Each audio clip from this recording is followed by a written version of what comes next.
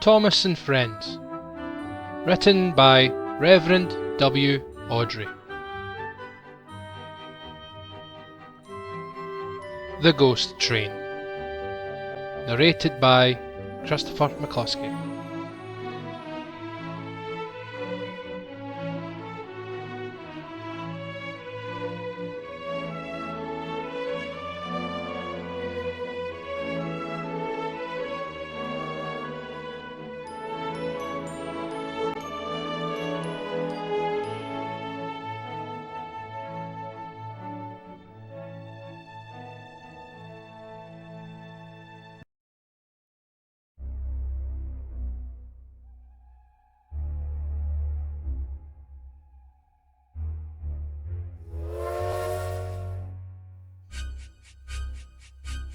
Every year on the date of the accident, it runs again as a warning to others, plunging into the gap, shrieking like a lost soul. Percy, what are you talking about?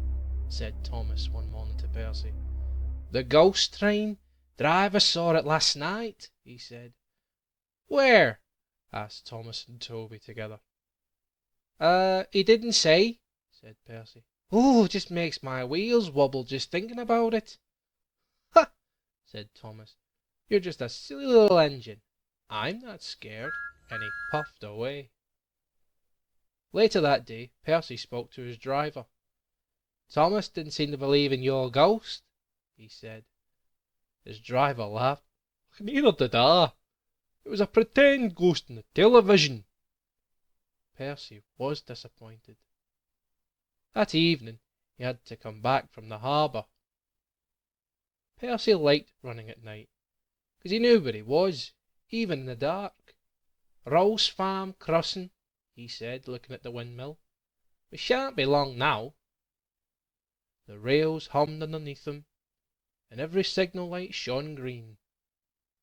But a broken cart full of lime lay ahead, and Sam the farmer had just gone for help. The cart blew into smithereens. Lime flew everywhere, and they ran off to the nearest signal box. Toby was waiting there. Percy's driver explained to the signalman what had happened.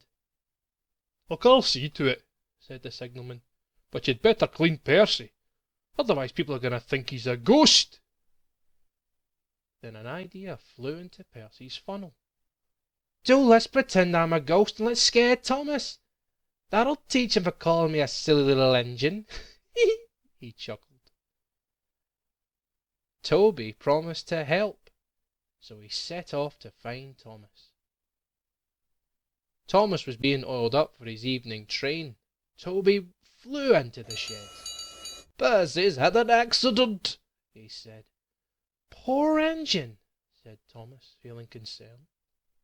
Oh, bother, he realized. That means I'm going to be late. Well, they cleared the line for you, said Toby, but there's something worse. Well, out with it, Toby. I can't wait all evening.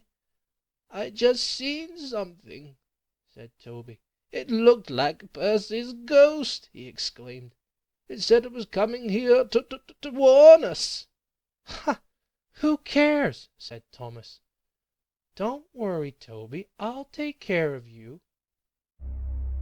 Then Percy arrived outside Thomas's door. Bee, bee, bip, bip, bip, bee. Let me in, let me in, wailed Percy. No, no, not by the smoke of my chimney, chip, chip, said Toby, playing along. And I'll chop, and I'll pop, and I'll break your door in. And Percy shunted into the doors. Thomas was so scared he flew straight out of the sheds again. Oh, I must find Eddie Claremont, bye, he said.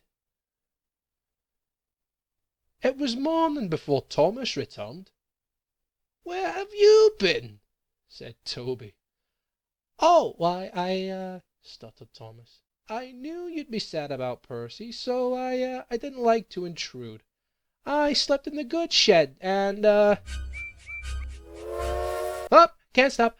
Gotta go and see a coach about a train, he said, and he flew out of the station. Percy was no worse off for his adventure, and was still enjoying himself enormously. He had heard everything. Well, what do you think about that? He said. Anyone would think, said Toby, that our Thomas had just seen a ghost.